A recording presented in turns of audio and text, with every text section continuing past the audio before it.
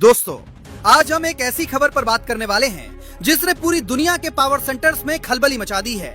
आप जरा सोचिए, एक तरफ ईरान और इजराइल के बीच बारूद बरस रहा है, आसमान मिसाइलों की रोशनी से दहल रहा है, और दूसरी तरफ पूरी दुनिया इस बात से थर-थर कांप रही है कि अगर ये युद्ध लंबा खिंचा तो उनकी रसोई का बजट और उनकी गाड़ियों के पहिए थम जाएंगे।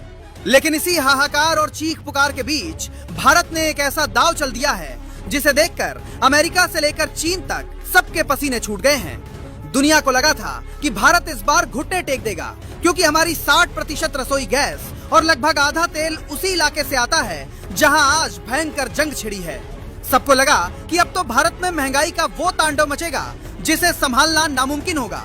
फैक्ट्रियों में ताले लग जाएंगे और आम आदमी एक एक दाने को तरसेगा। लेकिन तभी खेल में एक ऐसी एंट्री हुई जिसने रातों रात बाजी पलट दी।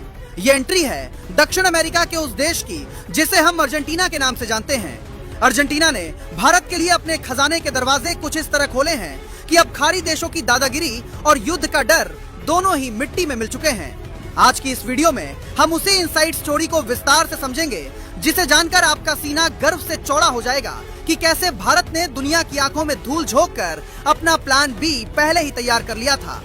सबसे पहले तो आप ये गहराई से समझिए कि आखिर ये पूरा मामला इतना संवेदनशील क्यों है और क्यों पूरी दुनिया की नजरें भारत पर टिकी थी। पिछले 27 दिनों से ईरान और उसके पड़ोसी देशों के बीच जो खूनी खेल चल रहा है उसने ग्लोबल सप्लाई चेन की कमर पूरी तरह से तोड़ दी है। समंदर के वो रास्ते जिन्हें दुनिया की जीवन रेखा कहा जाता है, अब वहाँ से मालवाहक जहाजों का गुजरना अपनी मौत को दावत देने जैसा हो गया है। भारत के लिए ये स्थिति किसी भयावह डरावने सपने से कम नहीं थी, क्योंकि हमारे पास तेल और गैस का जो इमरजेंसी बैकअप था वो धीरे धीरे खत्म होने की कगार पर पहुंच रहा था। कतर, यूएई और सऊदी अरब जैसे देशों से आने वाले गैस के टैंकर और तेल के जहाज बीच रास्ते में फंसे हुए थे। दुनिया के बड़े बड़े अर्थशास्त्री और एक्सपर्ट्स टीवी स्टूडियो में बैठकर ये भविष्यवाणी कर रहे थे कि अब भारत की अर्थव्यवस्था डूबने वाली है। चीन तो दूर बैठकर हाथ मर रहा था कि कब भारत कमजोर पड़े, कब वहाँ ऊर्जा का संकट खड़ा हो और वो अपनी कोई गंदी चाल चले। लेकिन भारत की कूटनीति इस बार उस ऊंचे लेवल पर खेल रही थी जिसकी कल्पना भी इन विकसित देशों ने नहीं की थी। हमें बहुत अच्छे से पता था कि अगर हम अपनी सारी जरूरतें सिर्फ एक ही इलाके पर निर्भर रखेंगे तो संकट के समय हमारे पास कोई रास्ता नहीं बचेगा। इसीलिए प्रधानमंत्री मोदी और उनकी पूरी कूटनीतिक टीम ने बहुत पहले ही चुपचाप अपनी नजरें 7 समंदर पार उस देश की तरफ घुमा ली थी जो भले ही भौगोलिक रूप से हमसे हजारों मील दूर है, लेकिन जिसके पास गैस का ऐसा महासागर छुपा है जो आने वाले कई दशकों तक भारत की हर छोटी बड़ी ऊर्जा जरूरत को पूरा करने की ताकत रखता है। ये भारत का वो नहले पर दहला था जिसने वॉशिंगटन में बैठे लोगों को ये सोचने पर मजबूर कर दिया कि आखिर भारत ने इतनी बड़ी और ऐतिहासिक डील पूरी दुनिया की नजरों से बचाकर कैसे और कब फाइनल कर ली। जब पूरी दुनिया टीवी और सोशल मीडिया पर जंग की लाइव फुटेज देखने में मशगूल थी, तभी दिल्ली के सत्ता के गलियारों में एक ऐसा धमाका हुआ जिसने वॉशिंगटन से लेकर बीजिंग और तेहरान तक भूचाल ला दिया। अर्जेंटीना के राजदूत मारियानो अगस्टिन कोसिनो ने एक ऐसा आधिकारिक बयान दिया जिसने ग्लोबल एनर्जी मार्केट के सारे पुराने समीकरणों को एक झटके में बदल कर रख दिया। उन्होंने बहुत ही स्पष्ट शब्दों में साफ कर दिया कि भारत को एक बूंद तेल या 1 क्यूबिक मीटर गैस के लिए भी अब किसी भी देश के सामने गिड़गिड़ाने या शर्तें मानने की जरूरत नहीं है, क्योंकि अर्जेंटीना अपने सारे प्राकृतिक संसाधनों और गैस के विशाल भंडारों को भारत के लिए पूरी तरह खोलने को तैयार है। अब आपके दिमाग में ये सवाल जरूर कौंध रहा होगा कि अचानक अर्जेंटीना भारत पर इतना मेहरबान कैसे हो गया? क्या ये कोई रातों रात हुआ चमत्कार था? दोस्तों, हकीकत में ऐसा बिल्कुल नहीं है। इसके पीछे पिछले 1-1.5 साल की वो हाड़ तोड़ मेहनत, बारीक प्लानिंग और दर्जनों गुप्त मीटिंग्स छिपी हैं जो दुनिया की चकाचौंध और मीडिया के कैमरों की नजर से दूर बंद कमरों और सरकारी दफ्तरों में पूरी गोपनीयता के साथ हो रही थी। भारत के पेट्रोलियम मंत्री हरदीप सिंह पुरी और अर्जेंटीना की नेशनल गैस कंपनी के सबसे बड़े अधिकारियों के बीच कई दौर की ऐसी गहन बातचीत हुई जिसमें भारत ने अपना भविष्य का विजन उनके सामने बहुत ही मजबूती से रखा।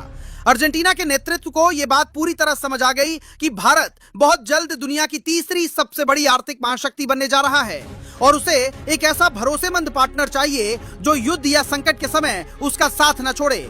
अर्जेंटीना ने भारत को ग्लोबल साउथ का अपना सबसे बड़ा भाई और नेता मान लिया है।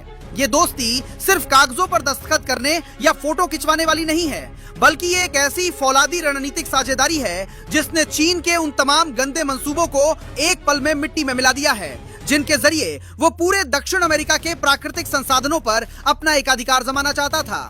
भारत ने अपनी अंतर्राष्ट्रीय साख, ईमानदारी और भरोसे के दम पर वो किला फतह कर लिया, जिसे बाकी ताकतवर देश अपनी धौंस, डराने धमकाने की नीति या पैसे के दम पर जीतना चाहते थे। अब आप सबके मन में एक जिज्ञासा जरूर होगी कि आखिर अर्जेंटीना के पास ऐसा क्या जादुई खजाना है जिसने भारत की डूबती हुई नैया को पार लगा दिया और हमारी किस्मत चमका दी। तो दोस्तों, वहाँ एक बहुत ही मशहूर और विशाल इलाका है जिसका नाम है वाका मोयर्ता। इसे वैज्ञानिक और विशेषज्ञ दुनिया का दूसरा सबसे बड़ा शेल गैस रिजर्व कहते हैं। आप अपनी कल्पना के घोड़े को लाइए। वहाँ गैस का इतना अथाह और असीमित भंडार है कि अगर हम आधिकारिक आंकड़ों की बात करें तो वो 450 अरब क्यूबिक मीटर से भी कहीं ज्यादा है। ये वो बेशकीमती खजाना है जिस पर अमेरिका और चीन जैसे देशों की गिद्ध जैसी नजरें पिछले कई सालों से जमी हुई थी। वो चाहते थे कि किसी भी तरह इस इलाके पर उनका कंट्रोल हो जाए, लेकिन भारत ने अपनी चतुराई, दूरदर्शिता और बिल्कुल सही समय पर लिए गए साहसी फैसले से इस खजाने की चाबी अपने नाम सुरक्षित कर ली है। आप भारत की रणनीति की गहराई देखिए। हम वहाँ सिर्फ एक सामान्य ग्राहक बनकर गैस खरीदना नहीं चाहते, बल्कि हमारी ओएनजीसी और गेल जैसी दिग्गज सरकारी और कई बड़ी प्राइवेट कंपनियां अब वहां सीधा अरबों डॉलर का निवेश करने जा रही हैं। इसका सीधा और सरल मतलब यह है कि अब हम गैस के लिए किसी और की दुकान पर लाइन में लगकर उनकी मनमानी नहीं सहेंगे, बल्कि अर्जेंटीना की धरती पर हमारा अपना इंफ्रास्ट्रक्चर होगा, हमारी अपनी मशीनें काम करेंगी और वहां की जमीन से निकलने वाली गैस पर पहला हक भारत का होगा। यह बिल्कुल वैसा ही मास्टर स्ट्रोक है जैसे आप रोज रोज बाजार से महंगा दूध या सामान खरीदने के बजाय खुद की ही डेयरी या फैक्ट्री डाल लें। इससे न सिर्फ बिचौलिए और कमीशनखोर पूरी तरह खत्म हो जाएंगे, बल्कि सबसे बड़ी सुरक्षा ये मिलेगी कि युद्ध चाहे ईरान में हो, इजराइल में हो या खाड़ी के किसी भी हिस्से में, अटलांटिक महासागर का वो सुरक्षित व्यापारिक रास्ता हमारे जहाजों के लिए हमेशा खुला रहेगा। ये भारत का वो प्लान भी है जिसे देखकर जो बाइडेन की सरकार और उनके रणनीतिकार भी सन्न रह गए हैं कि आखिर भारत ने अपनी ऊर्जा निर्भरता इतनी खामोशी और इतनी तेजी से मिडिल ईस्ट से हटाकर दक्षिण अमेरिका की तरफ कैसे शिफ्ट कर ली। इस खबर ने अगर सबसे ज्यादा किसी की छाती पर सांप लौटाया है या किसी को सबसे ज्यादा मिर्ची लगाई है तो वो यकीनन चीन है।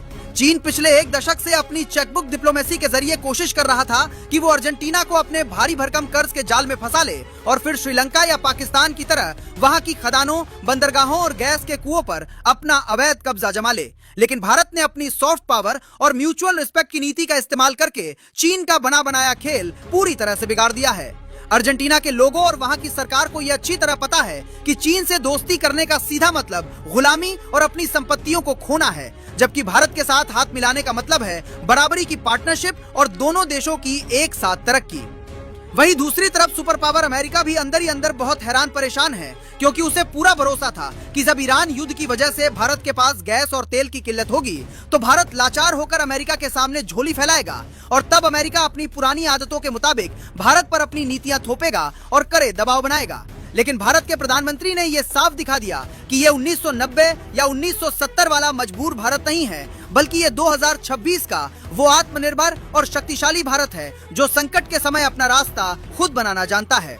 प्रधानमंत्री मोदी ने संसद के पटल पर जो सीना ठोक कर बात कही थी कि भारत अब अपनी ऊर्जा सुरक्षा के लिए किसी एक क्षेत्र या एक देश के भरोसे अपनी किस्मत नहीं छोड़ेगा, वो बात आज धरातल पर सच साबित हो रही है। भारत अब दुनिया के 40 से भी ज्यादा देशों के साथ मिलकर एक ऐसा अभेद्य एनर्जी कॉरिडोर तैयार कर चुका है जिसे दुनिया की कोई भी बड़ी से बड़ी ताकत ब्लॉक नहीं कर सकती। यह हमारी असली आर्थिक आजादी का शंखनाद है, क्योंकि अब हमारी रसोई का चूल्हा किसी सुल्तान के मूड या किसी तानाशाह की सनक पर निर्भर नहीं करेगा। लेकिन दोस्तों, हमें यह भी समझना होगा कि क्या यह सफर इतना आसान और मखमली होने वाला है? इसका जवाब है बिल्कुल नहीं। अर्जेंटीना से भारत की भौगोलिक दूरी बहुत ज्यादा है और वहां से हजारों किलोमीटर दूर गैस लाना अपने आप में एक बहुत बड़ी इंजीनियरिंग और लॉजिस्टिक चुनौती है।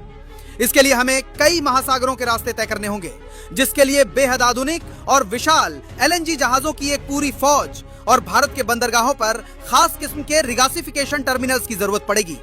लेकिन भारत की तैयारी देखिए। हम इस चुनौती से घबराए नहीं, बल्कि हमने इसे युद्ध स्तर पर स्वीकार किया है। हमारी कंपनियां अब इस सेक्टर में वो निवेश कर रही हैं जो आने वाले समय में दुनिया के लिए एक केस स्टडी बनेगा। अर्जेंटीना ने हमें सिर्फ गैस का ही ऑफर नहीं दिया है, बल्कि उसने लिथियम, जो भविष्य की बैटरियों के लिए सबसे जरूरी है, और खेतीबाड़ी से जुड़े जरूरी सामानों के लिए भी भारत को अपना सबसे बड़ा और विश्वसनीय पार्टनर घोषित किया है।